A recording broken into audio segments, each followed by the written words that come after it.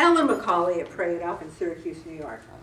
I had shared last week that I had stayed the same since the second week of January to the first week in March. No matter what I did, stayed the same. And many people in this group dance around the same. They're 170, 169, 171, 172, 170, 168, 170. And we're going to talk about why that is. So many people think when you lose weight, you do this. I'm fat, I'm skinny. That is not the way it goes. It is a path, and it's not, okay, I'm going to give myself 3 months to lose 10 years worth of overeating. It takes years. I think sometimes it takes a lifetime, because once you do get to your goal weight, you have to spend a lifetime staying there. That's not depressing to me.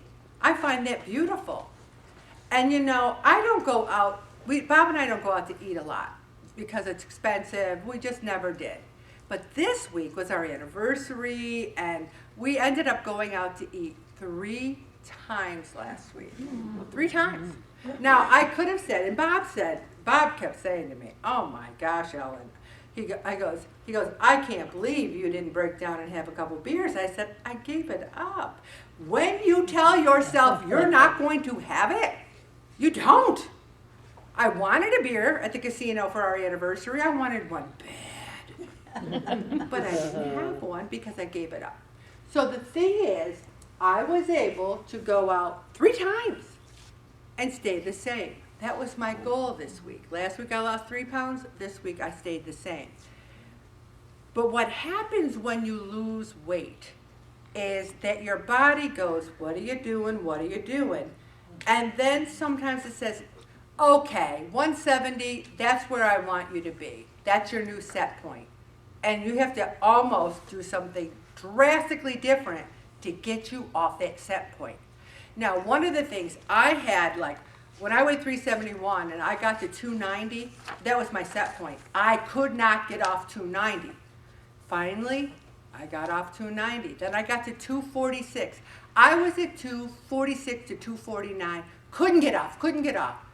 Finally got off. That was a set point. Your body can change the set point, but you got to be patient and you got to try something different. Next week, we're going to give a major award to someone who's going to talk about how she tried different things to get to her major award. I told you before about Mary and how she had lost 130 pounds and then started to creep up. She had to try something different with intermittent fasting. A plateau can last 8 to 12 weeks. Because your body's going, this is where I want, this is what I want. No. This is what you can't do. Give up. I say, I'm not going to lose any weight. I might as well eat what I want. Because you know what's funny? When you can't lose weight, you certainly can gain it. Can't you? Yeah. Oh, yeah. I have no problem gaining weight. As a matter of fact, I'm very, very good at that. You know, people say, what are you good at? Gaining weight. I'm very good at that. So, let's recap the dieting journey. The dieting journey many of us have taken in the past. We have a significant initial weight loss after lowering your calorie intake or cutting carbs. Then the process stalls. Then you continue to plateau. And finally, you get disillusioned and quit. Hi, Ellen. I won't be able to come anymore because it's a really busy time of my life. You know how many times I've heard that? I don't know about you, but either it's a busy time of life or you're dead. I mean, that's just the way life is. Most times of our lives are pretty busy. There is our sustainable weight loss journey. None of them is linear. It all has those ups and downs, those plateaus. Our body is constantly trying to give us a new set point. It's saying, okay, I think this is a set point. And you got to really, it wasn't until I did intermittent fasting, Whole30, and finally gave up a few meals that I lost those 3 pounds.